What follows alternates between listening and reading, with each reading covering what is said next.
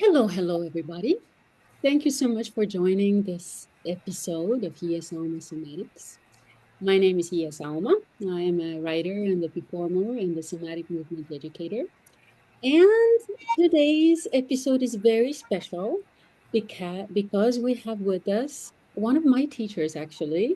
And I will tell you about his movement background in just a second. But we have with us Kenny Daley. Hello. Hello.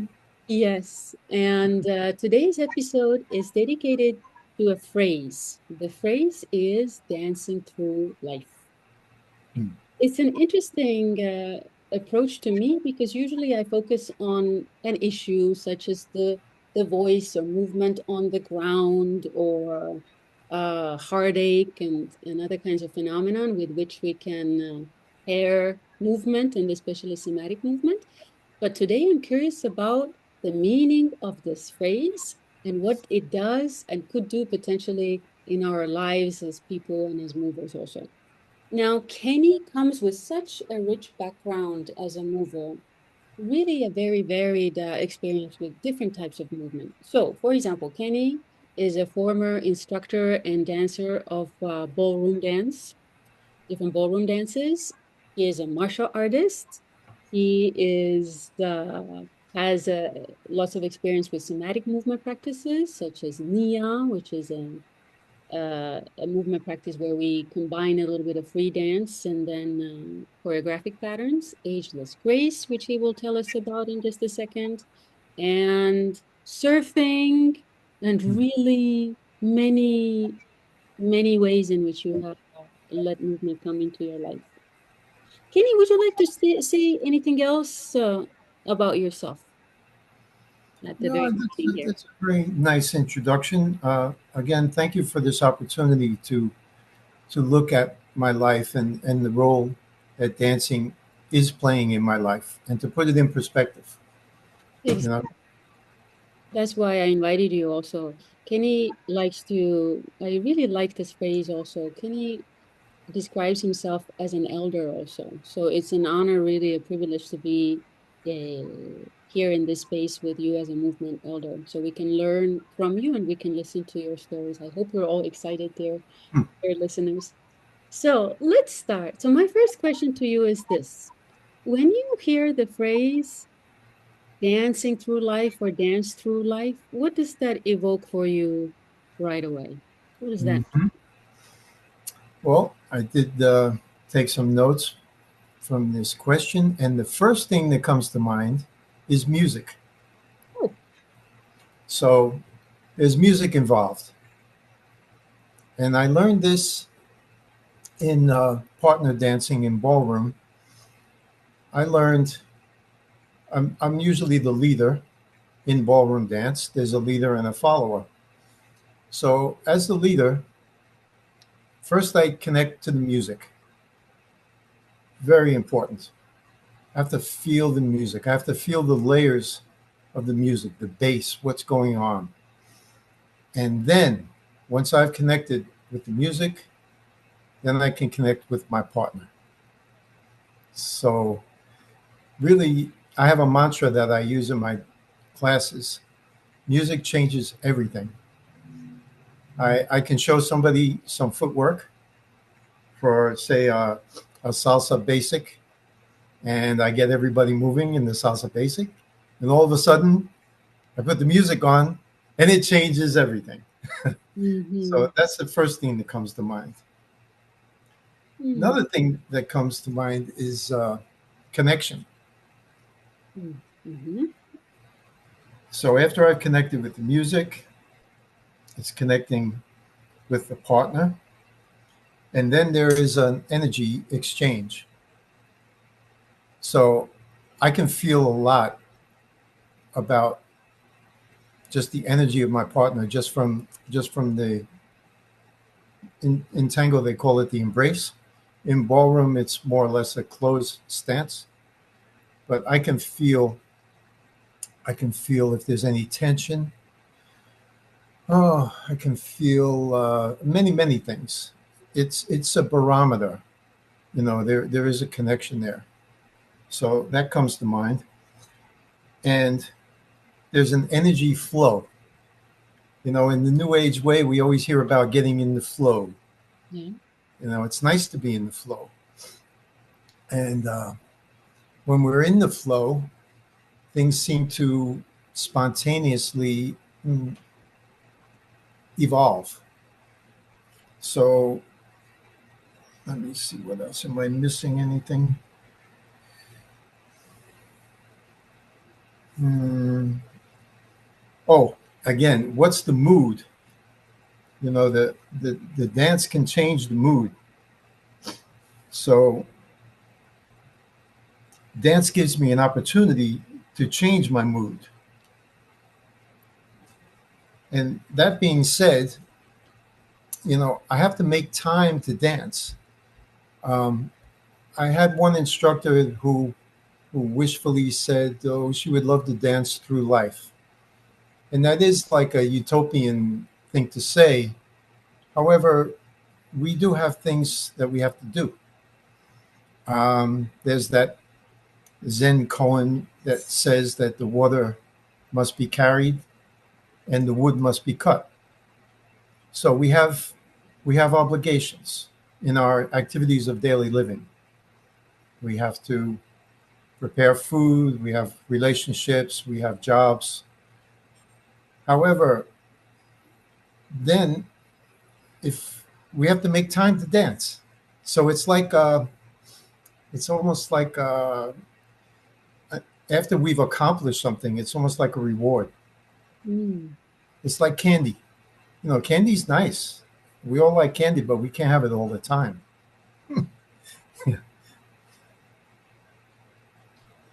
I love this, Kenny. Yeah, it's something we can do maybe after we've completed a task. Yes, It's important to take that time. yes.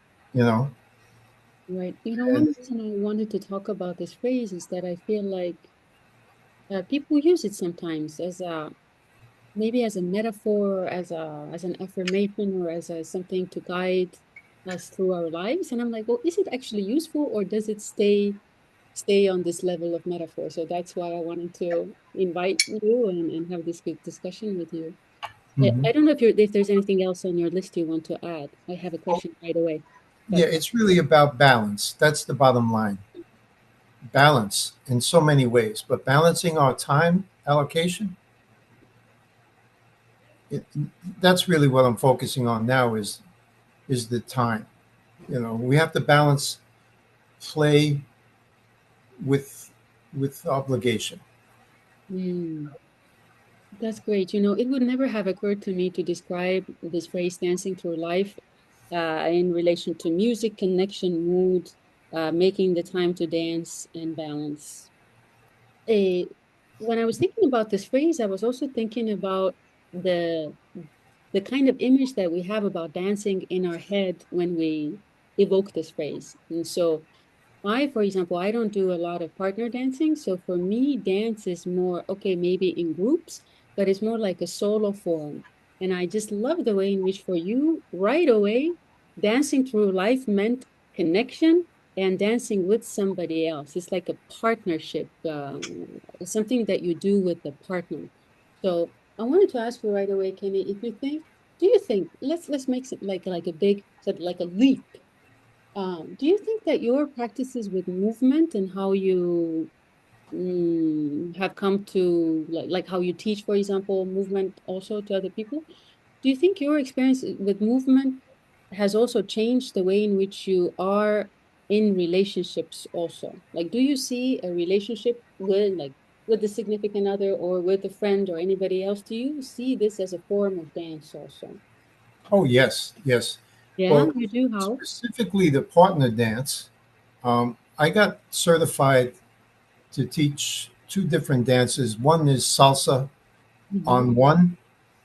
If you're a salsa dancer, some people dance salsa on two beats, or some people dance it on claves. I learned it on one. I also learned a nightclub two step. It's a generic dance where it's really good for if it's not a swing beat, if it's not a cha cha beat. nightclub two-step fits the bill for like weddings and things like that. During the course of that training, I had to learn the partner's footwork also. Uh-huh. So I had to, Mm-hmm. um, when you ask that, I have to understand that this is a relationship. Everything we do is about relationship, really, as humans. And there's always that people used to say Gene Kelly was a great dancer, but his partner was doing it all in high heels. You know, Mm-hmm. so we have to understand that perspective from the follower's perspective. Um, Okay. and also, being a professional dancer for a time taught me that I have to go to where the partner is, where the other person is. I have to go to where they are. So I had to open my mind. So I had a couple in class once, and I was trying to teach them cha-cha, and the leader didn't hear the one. He couldn't count. He didn't know how to count music, Mm-hmm. and I just took that for granted. And I'm thinking, whoa, what do I do now? How do I, I just I never was faced with that.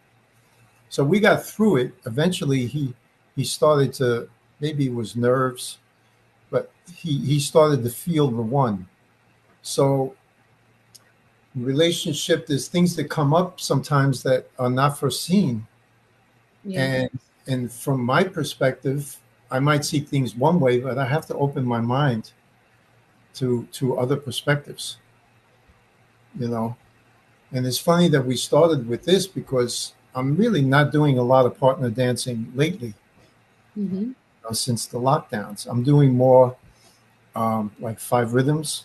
Yes. Forgot to You know, mention that. that to me is the mothership. The mothership. All these other modalities like a spin-offs and satellites. Uh, but for me, that's the moving meditation that has been feeding my soul. Mostly recently. Um, and then when you mention um, more of a, I also wrote down dance gives us the opportunity for expression Mm-hmm. and creativity. Mm-hmm. It's an art form. So what a beautiful mm, opportunity to be creative. I think we as humans are at our best when we're in that flow of creativity. Yes. Um, I feel sometimes it's divinely inspired. You know, um, and then expression. I mean, we're emotional beings, and I like to speak from the I position. I have to have a way to express whatever is going on. Yes. And it's been my experience mostly through five rhythms that if there's something going on emotionally, I can't lie to my body. It's going to come out. My body's going to let it come out. I'll give you an example. I had a dog who had gotten very sick and got spinal degeneration. Mm-hmm. And she lost use of her hind legs and she lost ability to control her bowels. And then eventually she lost the ability to walk with her front legs. So we had to let her go. And it was a pretty tough process. And I thought I had dealt with it. Then I went to a five rhythms class and we do one wave. Wave takes about a half an hour. It's five stages, and then we take a break, and then we do another wave. I just broke down and cried like a baby. I did not see that coming, but it was my body, my spirit processing that loss. And there was probably a catharsis there. There was a healing that took place that probably saved me months of grieving. It all came out there and then, Mm-hmm. emotions. Yes. So emotional expression. Um, I like doing free form. I like just listening to the music and kind of moving to what I hear. I love dancing on the bass in Latin music. I find that bass, and it's the bones of the piece. Yes. Kenny, I have another question about partner dancing before we leave Hmm. this notion. You mentioned in your comments that it's nice to be in a flow. It's nice to be in a flow with the partner, and then we were talking about dance as a metaphor for viewing relationships. Now, putting these two together, if you're in a relationship that doesn't flow, and you somehow the metaphor of dance to make it flow, or what would you do? Like there's some kind of a blockage. A lot of us, a lot of people, relationships that don't, it feels like, oh my God, it's not working. It's like, there's no dance. It feels like the other person is stepping on your toes or you're stepping on the other person's toes all the time. So how, I wonder if you have advice about that also. I have the perfect example. Go for it. I have friends from Argentina who are teaching us Argentine tango. And in this class, we were blindfolded. Mhm. Both partner and both partners were blindfolded. And it just so happened that the woman that I got paired with basically pushed me around the floor. She muscled me. It almost felt like I was sparring in martial arts. And I just went with it, polite. I was polite. And when we finished, we took the blindfolds off. And she looked at me and she says, "Wasn't that great? Oh my God, that was so fantastic." I said, "Yes, that was great." And I just politely excused myself and like stayed on the opposite side of the studio for the rest of the class. It wasn't important that I express. I'm lucky enough to feel secure enough about who I am and how I dance to not have to really express how I felt. She Mhm. had a good time. She was so like pleased. I left it like that. So when you ask, when things aren't going good, and this is something else that came to me about dancing through life. Yes. Usually a dance, especially in partner dance, it doesn't last that long. Most songs are 3 minutes, 5 minutes. If it's a hustle, maybe 8 minutes. You know, so we could do anything. For a short span of time like that. If things aren't working out, then it takes responsibility in life in a long-term relationship. Yes, if it's a recurring pattern that is not working out, that needs to be addressed. However, in a dance, it's a short it's a short time, you know. And in partner dance, it's very important to ask the person if they would like to dance, to recognize, would you like to dance? That's very important. It's not just you grab a hand and go. You're recognizing another human being, you know. And if things don't work out, there's also that respect. And if the respect is not there, then that's a reflection on the person who is not able to give that respect. You know, uh, I went to a dance club once where they had hustle on one floor, swing on another floor, and we went with a crew from the ballroom studio. And there's this young woman, Renee, who's a professional dancer, and she went to the hustle floor, and she came back to the salsa floor where I was crying, Mhm. and she was dancing with this guy, and he just decided that she didn't know how to move, and he just left her in the middle of the floor, just rudely left. And Mhm. she came down crying, and I was angry. I was like, "Why don't you bring me up there and show me this guy? I want to have a chat with him." There's no room. That's ego. There's no room for ego on the dance floor. If it's coming from ego, like I'm better than you because I know more figures, that's inappropriate. Um, so that smacks of some other issues that came out in the dance. Mhm. Does that kind Yes, of I'm already learning a lot, from how to see, from these stories also about mm, respect and ego and how we approach.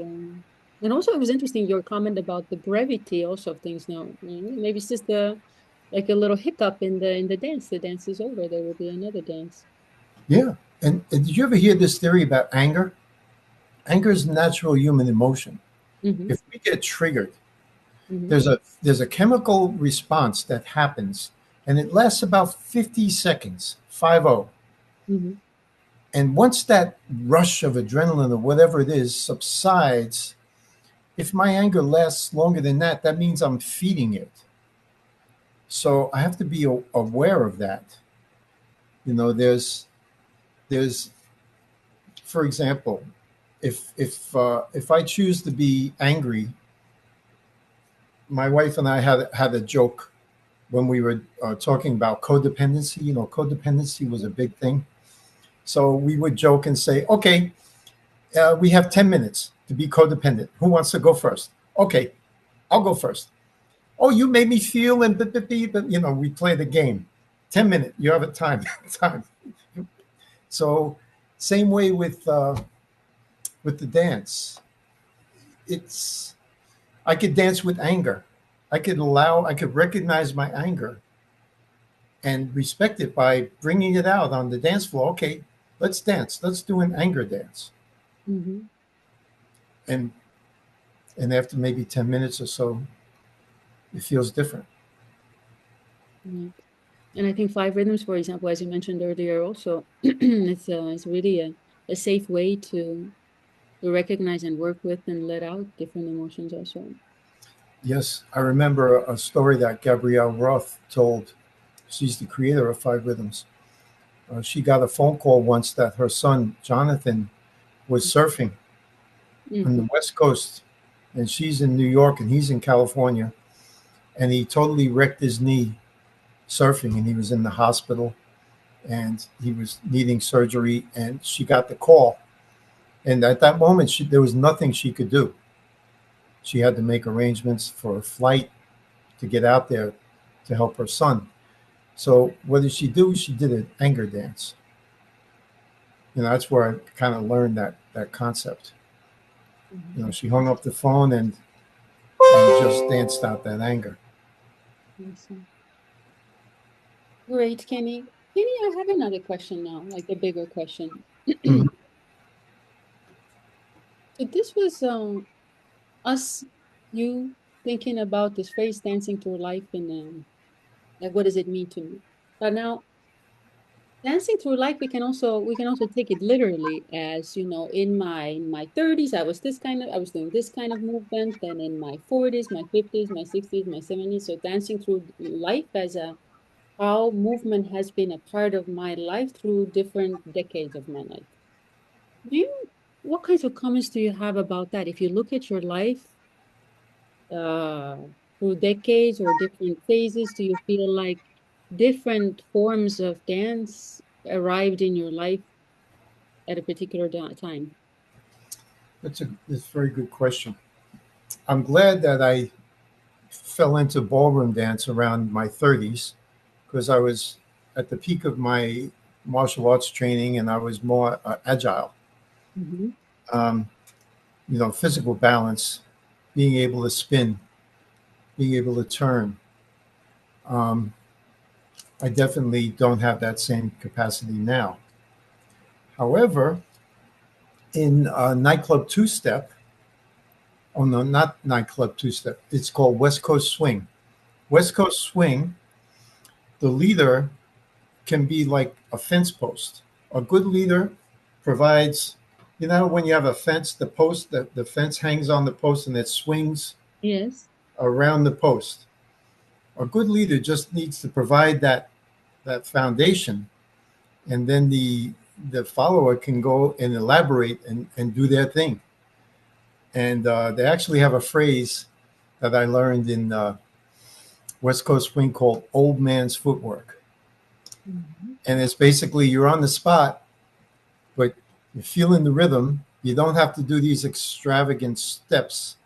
You're just on the beat and facilitating the lead. So I feel as I've gotten older, I definitely not able to spin as much. Um, my balance is not what it was, and I'm challenged to remember routines. I did a rueda. Rueda is so much fun. It's a Latin, like they call it rueda de casino, Mhm. where you dance in a circle, and there's somebody calling. It's like a folk dance, a Latin folk dance, and the person who's calling calls a move, and then they say "dami," which means "give me," and they change partners. And we performed a couple of ruedas, and I was in my mid 60s at that time, and I was more challenged to remember the routine. Other people, the younger people, were like in rehearsal, they got it quicker, and I had to write things down, and I had to practice a lot on my own. So maybe that had something to do with my age. Uh, these meat suits, these bodies, they're not made to last forever. You know, so a big piece of dancing through life is to make the best of what I got at the time. I see a lot of people who have stopped dancing for many different reasons. Maybe an injury. We all have injuries. However, even if I'm tapping my finger to the music, there's a lot of neurological things going on just to be able to do that. Mhm. So yeah, over the years, I'd say now balance is more challenged. Um, Remembering routines is a little bit more of a challenge. Of course, I'm not going to pick up my partner. I'm not going to do a dip because I have a little back situation, So we have to work with our limitations, you know. And did you already dance when you were a little boy also? I'm glad you asked that because um, I didn't dance a heck of a lot, but I found a picture of me with a set of bongos, a photo. I was about 8 years old with these bongos. So I was drawn to the drum. And Mm. I like to say that the drum brought me to the dance. Uh-huh. Because then when I reached puberty, I'm looking to meet some girls. So I think that's how it happened. The earliest time I can remember dancing was I was on my way to the baseball field with my baseball mitt and ready to go meet the gang and play baseball. And these three girls in the neighborhood came up to me and said, "Hey, what are you doing?" I said, "I'm going to play baseball." They said, "No, you're not. It's her birthday. We're going to teach you how to dance cha-cha." So next thing, I have three young girls showing me. I guess they just saw a video or they saw it on American Bandstand, that TV show that we all used to study. And each week they had a different step. And if you didn't know the latest step, you better practice before you go to the dance. And I thought, wow, this is better than baseball anytime. So that's when I really started an interest into dancing. And it was in the late 60s. I was playing bongos and feeling the rhythm. And I thought to myself, this rock and roll stuff, it needs more of a Latin beat. And I had this idea I was going to bring this Latin beat into rock and roll. And then all of a sudden, Carlos Santana hit the scene. He took all my thunder. I have a lot of respect for him because Oh. he came and he brought the Latin rhythms, and he honored the Latin rhythms. He still played bolero. Mm. He didn't change the beat to suit what the manager wanted or what the producer wanted. He brought the official uh, Latin rhythm. So yeah, uh, I only started dancing in really in high school. We had high school dances. Being in the Bronx, New York City is a very diversified ethnic group. And in my high school, we had dances at least once a month. And every weekend there was a dance someplace else. So um, that's really when I started dancing. And I if I saw a move that, say, the new dance was the skate. The skate used to go like this, like you were the skate, right? So if you didn't know the skate, if the skate hit the floor and you didn't know it, you kind of stand back that night. but then you better go home and get in the mirror and put some music on and learn how to do the skate for the next dance. You know. Oh, that is so cool. And I love the demonstrations also. You know what? This is another aside, but slow dancing. Oh my goodness, it was so beautiful to hold your partner and to just do a slow dance, and all of a sudden it disappeared. I don't see it anymore. You know, there used to be a joke where the clergy members would come around the dance and separate you during a slow dance and say, "Leave room for the Holy Spirit." You know, Okay. you're too close. You know, whatever happened to slow dance? It was such a, I don't know. It's just a little aside on my part. But I was a part of the dance committee in my high school, and as I say, there was a dance every week. There was one place that had dances. It was called Good Shepherd, name of the church. And there was a group of guys in the neighborhood that always liked to fight, right? So I didn't go. I'm not a fighter. I'm a lover. Hmm. So I went there to dance, Hmm. and there was a fight being arranged where the one group pulled me aside and said, "Kenny, we're going to meet at the bus stop 10 o'clock, and we're going to fight these guys. You going to be there with us?" I said, "Sure, sure, no problem." Then the other side, the other guys came to me. "Kenny, we're going to fight these jerks 10 o'clock at the bus stop. You there?" I said, "Yeah, sure, I'll be there." Next thing you know, I asked the young woman I'm dancing with about quarter to 10. I said, "Listen, can we exchange phone numbers? I got to go." Quarter to 10, I'm out of there. So I don't know what happened with that. Some guys didn't know how to, I don't know, dance. They just had this aggression. You know, it's very interesting the social implications of dance. I'm a student of cultures.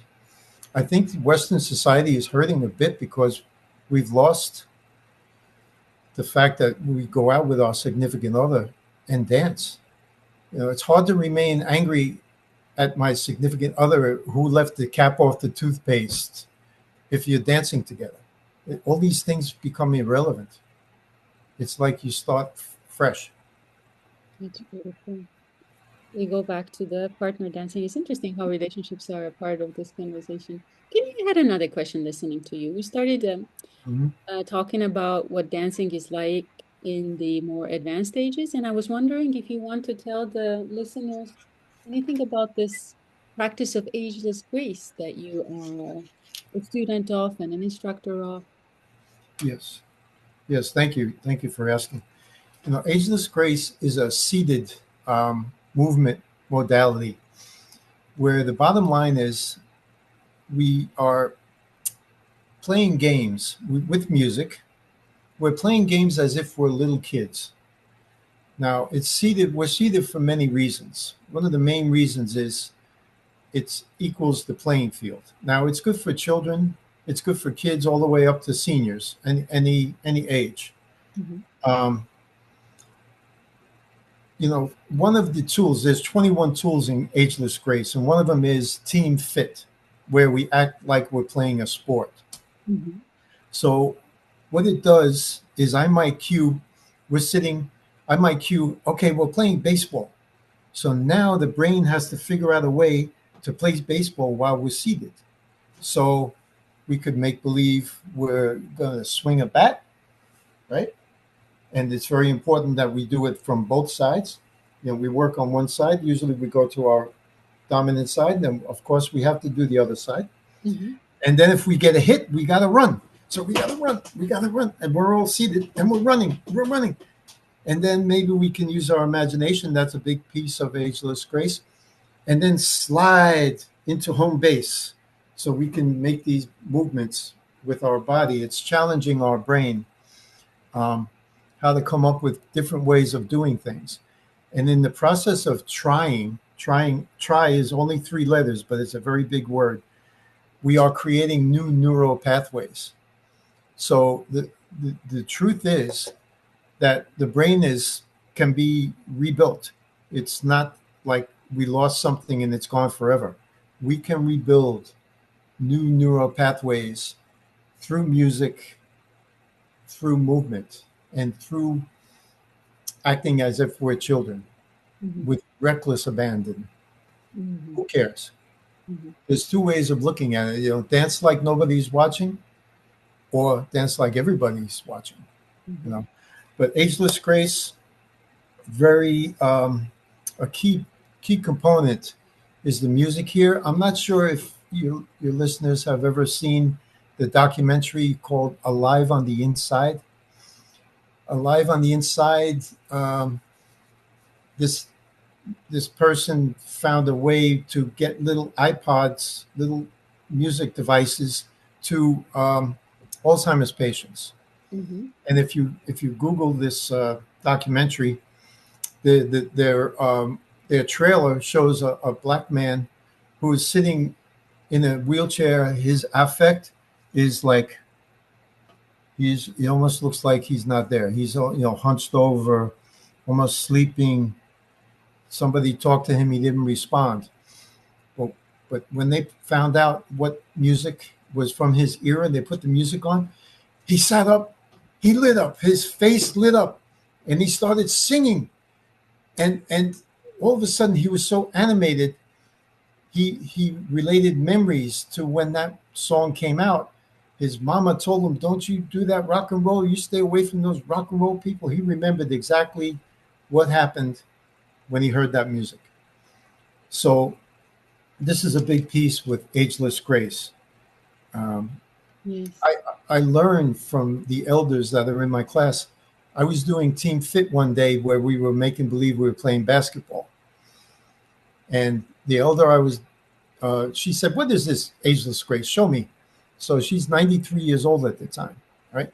So I'm saying, "Okay, let's make believe we're dribbling the ball, bouncing the ball. Okay, let's take a shot. Make believe you take a shot." And then she said to me, "Well, how about a hook shot? A hook shot is where you go over like this." Mhm. Didn't even think of that. And then I come to find out that she was a basketball player Mm. in her high school years. Mhm. So this is an example of how the Ageless Grace outline spurred memory, spurred creativity. And I learned something about her, and Yes. she also gave me something new to put in my cues in my repertoire. Yes. Do you see Ageless Grace also as a sort of like a dance experience, or for you it's more about movement and you don't really think about dancing in this practice? Well, one of our cues one of our tools is called dance party. Uh-huh. So it's definitely because I'm a dancer. My foundation comes from music that I have to enjoy. Like one of my teachers in Ageless Grace tried to get me to use some kids' music. I can't remember Land Shark or something Shark where you go like this. And at that time, I had a class in a ethnic neighborhood. If I brought that that Shark kids song to my playlist, somebody would have cut me. I have to enjoy the music myself so that I feel enthusiastic. Mm-hmm. And for example, now if we're doing dance party, I'm going to put on a song that I kid my audience sometimes, my students. I'll put on James Brown, for example, and I'll say, listen, if you don't move to this, one of the attendants is going to come around and take your pulse and make sure you're still alive and breathing. Because some music is so uh, motivational. I feel it's very hard to not move to it. So then we have to find a way to dance in our seat. Yes. So yeah, so dance is a part of it, but also we focus on different parts of the body. Like some of the tools we just work on hands because carpal tunnel syndrome is a big deal. Um, and then there's other ones where we work on our core, where we use the chair. You could have arms on the chair, but you raise your legs. And Mm-hmm. if you're sitting in a chair, you raise both legs or one leg, you feel it right away Mm-hmm. in the core. Mm-hmm. So each tool works on a different, focuses on a different part of the body. So I don't know if it's so much about dance, but it's definitely about music. Yes. And for me, it's about music that I enjoy. Yes. The studio I'm working in now, there's a fellow, he's a chiropractor and he's a meditation guy. And he asked if he could treat a client during my class. And I said, well, it's going to be noisy. I make a lot of noise and I have to dance and sing. That's how I get warmed up before I do a class. Yes. I think it's very important what you're talking about here, and this is why also. I want to tell to the listeners, well, you mentioned earlier too, a lot of people stop dancing for different reasons, injuries and other kinds of reasons. And so a lot of the somatic practices are there for us when we are when we are injured and we need a movement practice to help us through the injury and the healing process. But the somatic practices are there for us also when we're older, for example, and some of the capacities and some of the speed or some other capacities are a little less prominent, for example, or need rejuvenation. So this is a plug for, since my YouTube channel here is dedicated to the wisdom of the moving body, especially through somatic practices. We encourage people to try out these different practices. Right? And the second reason why I think what you mentioned here about ageless grace is very important is that, for example, I like doing physical therapy exercises. I like doing my strength training. I like doing all of these movements because to me, I find pleasure and joy in them also. But for some people, exercises that might feel like, okay, I do it for exercises, it feels like work, they might also like drop the practice or not be so disciplined about this. And so what somatic practices do, and what I hear Ageless Grace does also, is there's the sense of expression, creativity, and it keeps us in movement.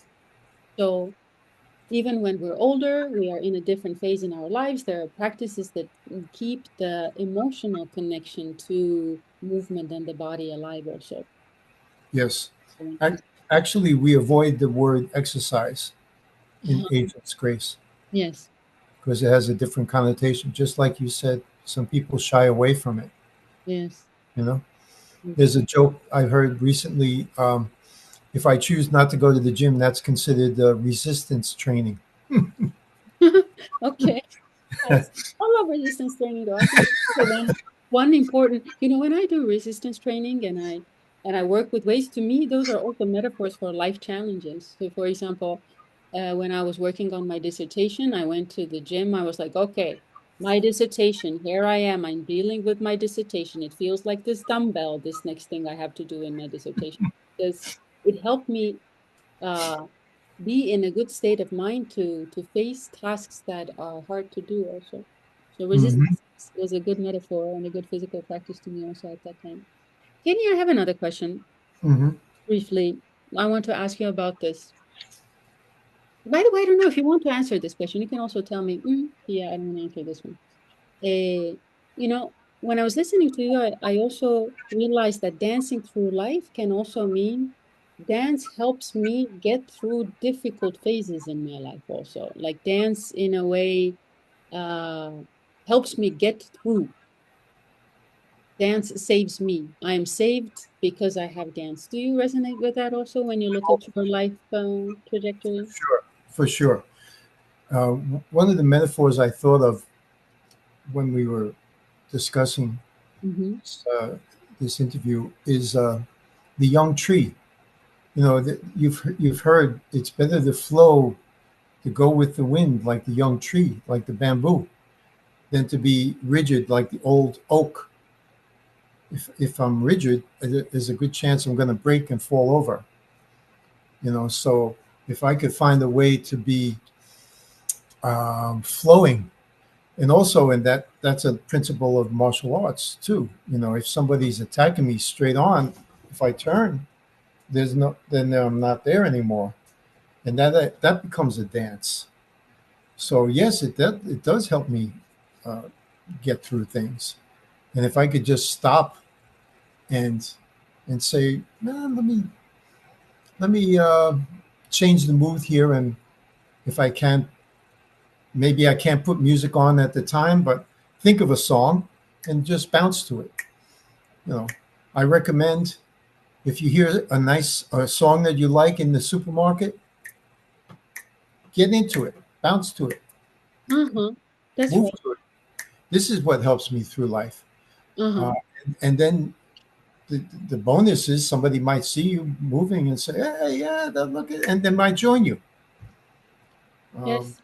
But this is another excellent point also. I was going to ask you about this actually. The another way to think about dancing through life is, in my view, to actually feel how dance is part of our daily activities. And the example that you gave us is, in a way, one of those instances also. Like, oh, I have danced in my life. I'm in the supermarket. Oh, there's music. Oh, I dance. Do you have do you have other examples like this, or is this something that you are doing in your life also? So, for example, I know people who say, "Oh, when I make the bed in the morning, I dance," or when I don't know, put my coffee in my mug, I do a dance movement. Do you see in your life also that you're accompanying certain everyday movements with dance, or you make the everyday movements more like dance? yes, I there's a beauty in that flow in the movement, and I have to check myself sometimes if I'm doing something rigidly uh, that might have to do with my mood. Maybe I don't want to do whatever I'm doing. If it's a chore, then I have to try to change that. But a good example I learned from, I went to a concert. It's probably one of the best concerts I ever went to. It was in the Beacon Theater in Manhattan, and it was Johnny Clegg and Zavuka. They were a South African rock band. If you ever have a chance, Johnny Clegg and Zavuka, and he's a white guy that grew up in South Africa. However, he embraced the culture of the where he lived, and actually during apartheid they were kicked out of South Africa, so they had to go around the world touring. So he would give like life lessons during his uh, presentation, right, during his performance. And he explained at one point the rhythms, the African rhythms, they're so diverse and syncopated that the runners, you know how they used to get messages from one village to another, Mm, maybe 40 kilometers in mhm, between villages. mm. The runners would go and they would have this syncopation.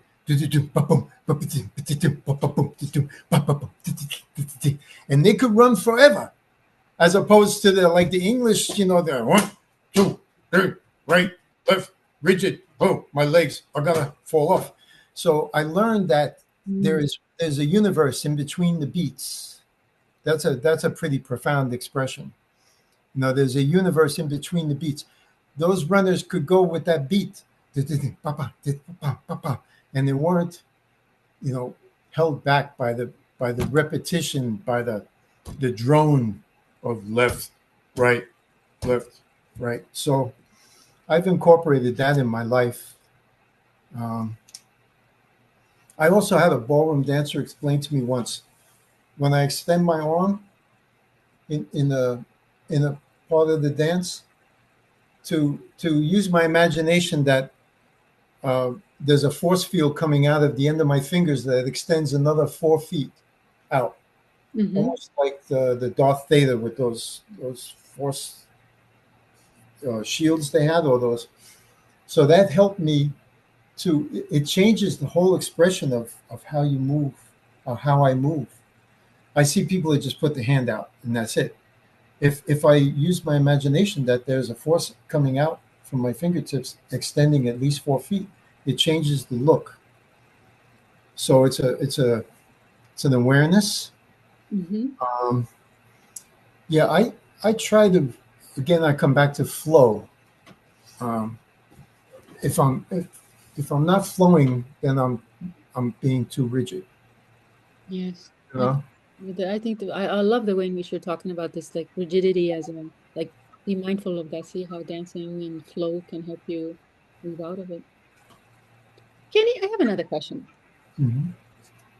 Would you choose? I mean, I know listeners, I know this a little bit, but let's imagine let's imagine that you're writing a book about your life. Hmm. Would you choose dancing through life as the title or one of like a subtitle for this book? Do you feel like you've been dancing through life?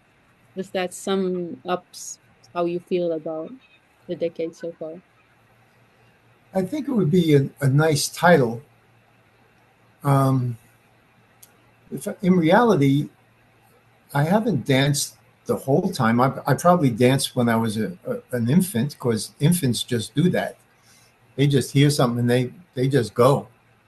Uh, but then we get this personality, this ego, where we want to look like somebody we saw on TV or Mm-hmm. so. Dancing through life, if I made that the title, it would remind me to have fun I see. and to be creative, and it brings to mind nature. You know, nature is a dance. I see the trees moving, it's a dance. The branches of the tree, they don't move the same. That one tree, each branch is reacting differently to that same wind. That's a beautiful concept. Right. Is to see dance around you also, like dancing through life encourages me to see other aspects of the universe around me, my surroundings, to see dance elements in those too, or see beauty in those It elements. is a dance.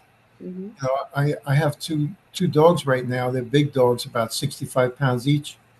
And each morning when it's still cool, they I call it sparring, but it's really like a dance. You know, they're play fighting, but they're actually stimulating their psyche. I asked a dog behavior expert once. I'm supposed to be watching these dogs, and I feel like I'm not doing anything because they just play all day and they play fight. He said, "Yeah, let them do it because they're stimulating their psyche. It's the best thing for them. So it really is like a dance. Right. You Oh, know, Kenny, this is so beautiful. Kenny, I Mhm. want to ask you, maybe this is my last question to you. This is my last question, but do you feel what kind of advice would you give to the listeners, the viewers, about how to dance through life better? Do you have maybe you feel like, oh, I've already said I've shared my insights on this, but maybe you have something else to add. Yes, I did have quite a bit written down about this. Number one, play music. Mhm. I've been to many places where there's no music. I'll give you an example. I have a friend. He's Puerto Rican. He grew up in New York, so they call him New York Rican, right? He's one of my good friends, and his mother died, and the wake was in Brooklyn, and they had this beautiful Latin music playing in the background at her wake, and I thought, oh my goodness, I want this at my wake. It was a beautiful traditional Latin music, just playing in the background. It didn't disturb the mood of the respect we were showing for the person who had died. Um, and sometimes I have to ask myself when we go through things, do I even want to dance? Like sometimes my psyche, we face things, or things don't go away, things in society look ugly. We're challenged by things that are out of our control. So I have to ask myself, do I even want to dance? And if I don't, what's that about? Um, and it's a way of honoring our bodies. Lately, I've been thanking my hands, my feet, different parts of the body. Um, from what I understand, somatically, when I acknowledge and thank, then this helps in a healthy way. We're kind of manifesting health, and also a lesson that I've learned is, dance is not for everybody. So um, for me to think that it is would be imposing my will on somebody else. Mm, Um, and my best advice, really, the bottom line here in my notes is to find a way to connect to source. Whatever one feels that source is, find a way to connect to that, whether it's through the breath, whether it's through movement, or it could be through sedentary meditation.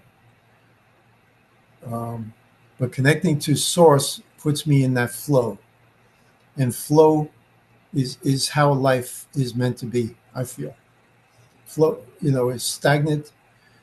If a body of water is stagnant, it doesn't grow. There's no life there. There has to be an inflow and an outflow for the life to circulate. So find a way to connect to source.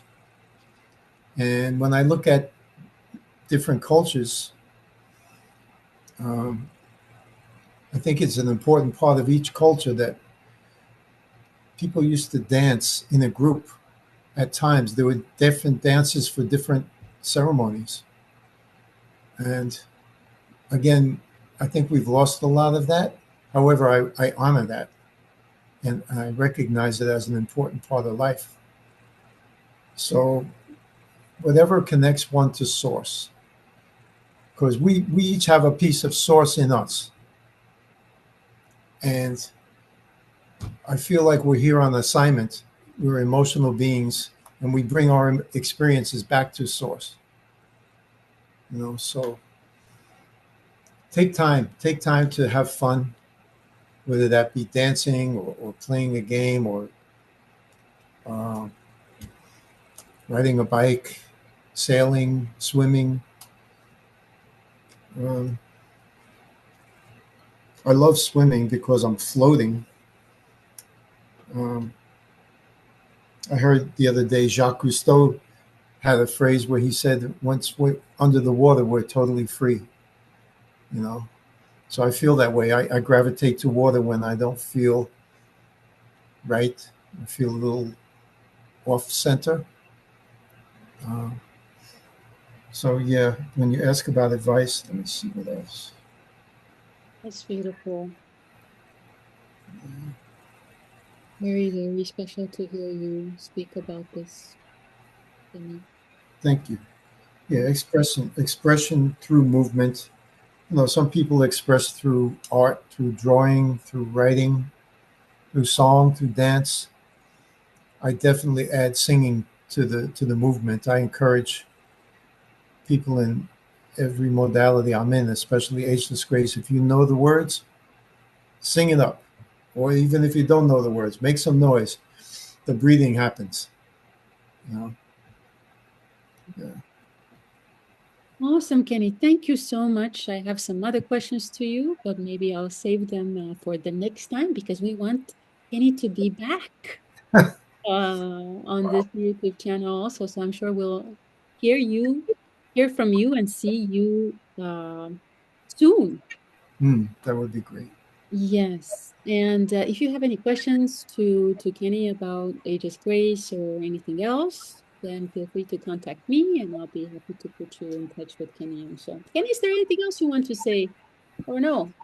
No, I think that's it. Again, I feel so grateful that you've given me this opportunity to really look at my life and how dance is playing a part, or not.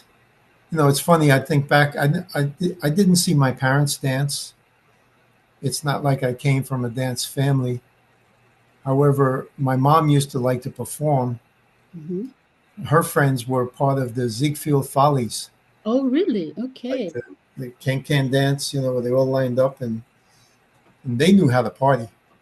Yes, So I think I learned from them at an early age how, exactly. how to how to party. It's not all about work all the time. You have to be able to change gears. Yes, Yeah. exactly. And this is what the channel is dedicated to also. I hope people will come here to talk about their stories of movement or their life as a as a story of movement. And so, as you very rightly pointed out, and Tal Shibi, who I also interviewed with recently, he talked about the same thing. He said, we have to be mindful of, he called this movement snobbery.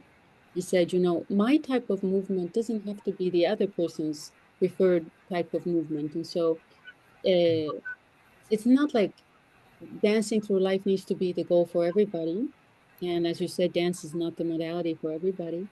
And Mm. so, but I encourage people to think about their lives like movement as an accompaniment to their life. I mean, it's an integral part of life, but like movement practices, for example, what kinds of movement practices have been parts of our lives when this is also something I would like to invite listeners to reflect on.